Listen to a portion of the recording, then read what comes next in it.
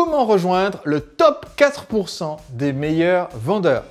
Aujourd'hui, j'aimerais vous parler d'une technique qui a été utilisée par Napoleon Hill pour différencier les vendeurs parmi un groupe de 3000 vendeurs et réussir à sélectionner les 4% de meilleurs vendeurs. Il s'agit d'une technique qui est partagée dans son livre « La maîtrise de la persuasion », un livre de Napoleon Hill qui a été édité par les éditions Aska Éditions. Dans ce livre, Napoleon Hill donne des techniques et ressources pour améliorer son pouvoir de persuasion. Parmi, évidemment, ces techniques se trouve l'idée dont vous m'avez déjà entendu parler très souvent, y compris dans mes livres, de se créer un mastermind, c'est-à-dire de s'entourer de personnes qui vont nous pousser à aller de l'avant. Mais aujourd'hui, j'aimerais vous parler d'une technique un petit peu différente. Voyez-vous, quand on démarre notre entreprise, très souvent, nous sommes nous-mêmes le porte-parole de l'entreprise.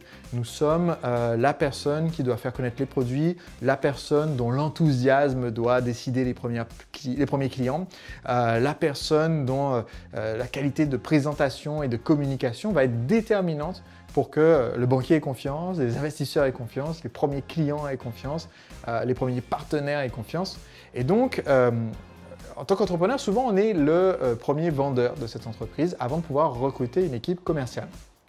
Et même quand vous avez une équipe commerciale, ce qui est par exemple mon cas au sein du département, au sein du marketeur français, nous avons un département commercial dirigé par Marc Murcia, notre directeur de stratégie commerciale.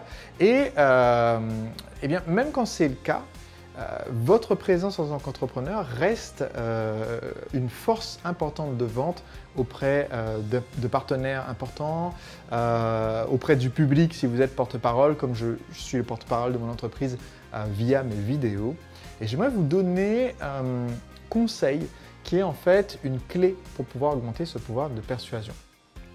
Et ce conseil, en fait, je l'ai appris quand en fin 2007, début 2008, j'ai commencé à faire de la publicité AdWords. Donc la publicité que Google vous permet de placer, qui apparaît dans les résultats du moteur de recherche et qui apparaît aussi sur les sites internet d'autres éditeurs. Eh bien, quand j'ai fait pour la première fois mes publicités, donc c'était pour mon entreprise de coaching amoureux pour les célibataires, les publicités menaient directement vers la longue page de vente d'un de mes ateliers, donc atelier de coaching en séduction, où j'expliquais en fait les avantages de se faire coacher pour pouvoir enfin rencontrer la femme de ses rêves. Et peu de temps après avoir commencé à faire ces publicités, je voyais grimper la facture publicitaire, mais je ne voyais pas entrer du tout de vente.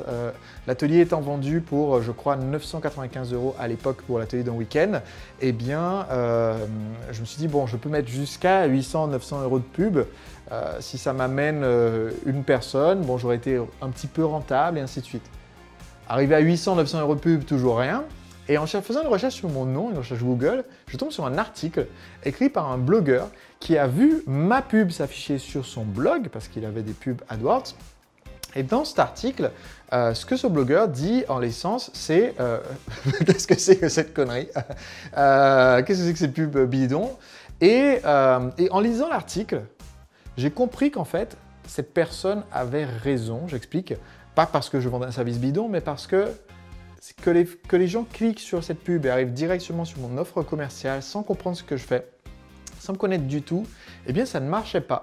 Il manquait un travail, on va dire, de sensibilisation et de préparation qui faisait qu'effectivement, en tombant en étant froid, on ne pouvait pas comprendre ce que j'avais à proposer, on ne pouvait pas comprendre l'expertise que je pouvais avoir, et donc ce premier contact n'était pas suffisant.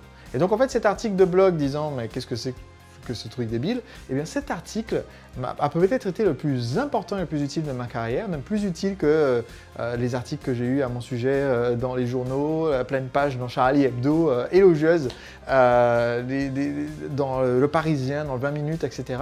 et qui ont eu un impact positif, mais en fait ce qui a eu le plus d'impact positif, c'est que je comprenne cette leçon et que je comprenne qu'en fait le premier contact n'était pas suffisant et qu'il me fallait en fait créer une relation avec des personnes qui d'abord étaient juste des suspects, c'est-à-dire qui tombent sur mon site par hasard, et ensuite deviennent des prospects parce qu'ils m'ont laissé leurs coordonnées, et qu'une fois qu'ils sont devenus des prospects, ensuite deviennent des clients parce que je les ai convaincus. Et dans le livre, Napoleon Hill donne un deuxième très bon exemple Il dit qu'il lui est arrivé de former une armée de vendeurs de 3000 personnes pour une société de Chicago. Et le mot d'ordre donné par la société pour ce recrutement, c'était l'efficacité.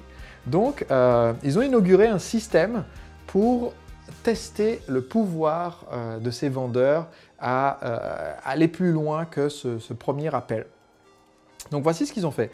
Ils ont dit, avant qu'un vendeur ne soit autorisé à faire partie de cette société de façon définitive, il devait réaliser une vente auprès de l'un des 5 premiers acheteurs potentiels qu'il appelait.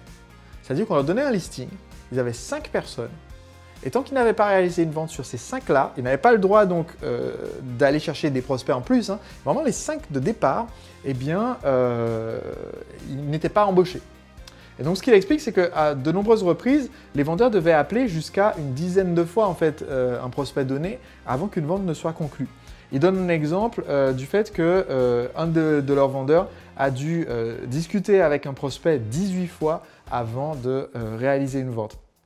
Et ensuite, il explique, sur les 3000 vendeurs, il n'y en a que 128 qui ont échoué à se qualifier en n'ayant pas réussi à réaliser leur vente. Autrement dit, en gardant ce principe de persévérance, ça c'est pas mal ça, en gardant ce principe de persévérance, les 2872 autres vendeurs sont tous arrivés à faire une vente à partir du moment où on leur a dit qu'ils n'avaient pas le droit de lâcher prise parce que sinon ils n'étaient pas embauchés. J'allais dire que le fait qu'il y en ait si peu qui soient persévérants, ça prouvait l'importance de la persévérance pour être dans le top des vendeurs, mais là c'est encore mieux. C'est le fait que si c'est une règle que vous devez être persévérant, vous avez du coup 96% de chance de réussir à décrocher sa vente. Je trouve ça encore plus percutant.